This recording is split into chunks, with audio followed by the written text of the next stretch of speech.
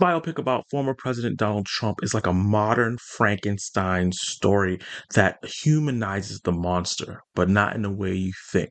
Let's talk about it. A young Donald Trump, eager to make his name as the hungry second son of a wealthy family in 1970s New York, comes under the spell of a cutthroat lawyer named Roy Cohn.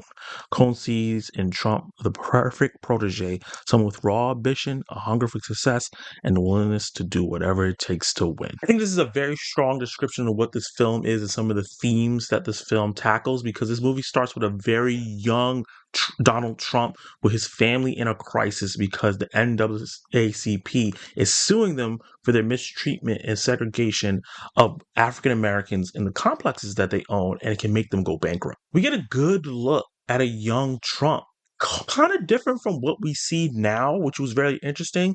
But he's a naive, unsure of himself, but ambitious and hungry young man who has an overbearing, unimproving father and a brother who's older that he doesn't want to end up like. Searching for an identity, searching for a way to impress his father, searching for a way to make his own name, he has a chance meeting with Roy Cohn, who ends up becoming his lawyer and helping him through some of the legal battles that gains him his empire. What seemingly starts as a business transaction starts as like a bromance, a mentor-mentee bromance, where it's kind of a you scratch my back, I scratch your back kind of relationship. And the chemistry between Sebastien Stan and Jeremy Strong is outstanding. It really holds up the movie really, really well. They really play off each other perfectly as the naive protege and the cutthroat lawyer mentor, and they have some of the most like thrilling and funny moments in the movie as they're navigating the system, trying to game it so we can get Donald Trump in a position to be the new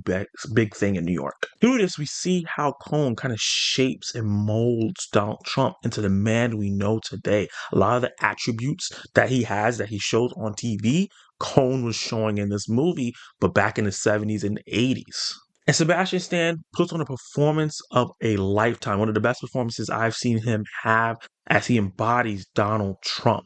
But he never does it in a way where it feels like it's going to a skit. He doesn't try to like do his exact voice, but he has the mannerisms down, his speech patterns, his body movements, even his walk. But what's really brilliant about this is when he starts out, he doesn't start out like how we see Trump in the cartoony way he's portrayed. He starts out like a human being, and that's what really humanizes the character or the person in the film. And then slowly through the movie, you start seeing him become the person we know, the grand gestures of words that he uses and the misinformation and talking over people. He slowly starts doing that stuff later half of the movie, which I think is why this performance is so brilliant. And if this movie wasn't so controversial to the point where Trump was trying to get it banned, I think he'd be a shoo-in for a Best Actor nom next year. And Jeremy Strong, who plays Roy Cohn, would also be a shoe-in for probably a Best Supporting Actor role because he's fantastic embodying his characters, and he's really entertaining.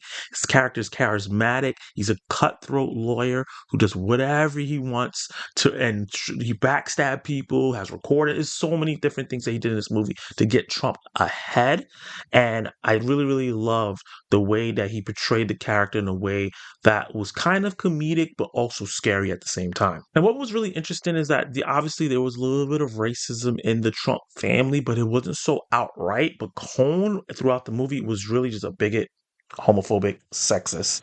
And I think he really uplifted those qualities in Donald Trump as the movie kept going. And as Donald Trump in this movie soaks in everything he's learning from Roy Cohn like an orange sponge, the movie is engaging because of the outstanding filmmaking by Ali Abbasi. On a technical level, this movie is top notch. The dark comedic tone that will have you kind of chuckle and laugh throughout the film helps some of the heavier topics this movie touches on go down and you can swallow it better.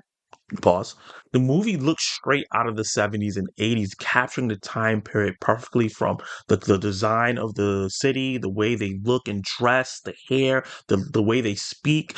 It feels like we're watching an old school movie from back in the time, even with the film grain that changes throughout the movie as they go from the 70s to the 80s. And the pacing of the movie is almost damn near perfect. The second half of the film kind of start losing steam as we focus more on Trump's ambitions and less of Roy Cohn in the film. However, some of those powerful scenes, or more the most powerful scenes in the film, happen in that second half. So it's definitely still worth it and it's still engaging. It's just not as fun and as fast paced. It gets a little bit more serious as Trump gets bigger and bigger and more ambitious. It's fascinating to see the naive guy that we saw in the beginning of the movie start to strip away a little bit of code that we saw and become more like boisterous and flamboyant and more into the guy that we know now that we see on TV.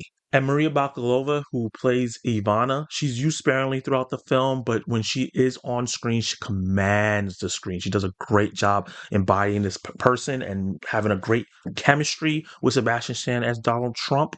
I think what she does is here add a layer to Trump where you kind of understand and see how and why he views women the way he views women and talks about them in media.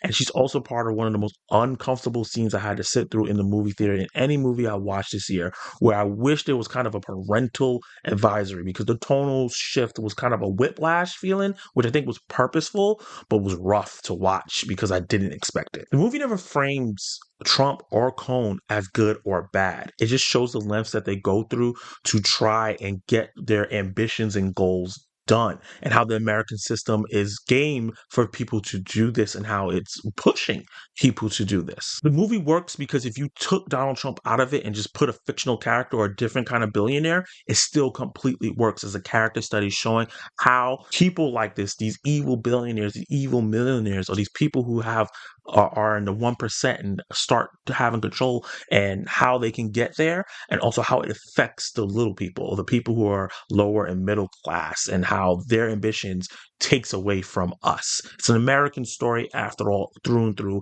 And I think that the focus that the director and the writer of this film wanted to have is to kind of show like how a person like Trump is made and not really go into like the politics or how he feels about how what he says, just to kind of show the audience what his life was like, how he can get to the point that he is now. Trump is like the monster from the Frankenstein story with Roy Cohn being Frankenstein. It really humanizes him in a way that, so the liberals paint him as this like mythical monster, and he's not quite that. And his supporters paint him as this self-made, can't do no wrong kind of guy, and he's not that either. He's a flawed, ambitious guy who had a base that was not that great. It was kind of rocky in terms of morality, but the worst kind of people got their hands on him and pushed him to become this monster that we know now. And they completely lost control. And this is what the man that we have now because of it. I can't believe that one of my favorite films, or one of the favorite films that I've seen this year, is going to be a biopic about Donald Trump. But this movie was so entertaining, engaging, and insightful. I had a really great time. I ended up loving it. So with that said, I'm going to give The Apprentice a B. The question today is, what is your favorite film that you see that is about a controversial figure? Drop all your comments down below and let me know. And you can watch more of my content right now.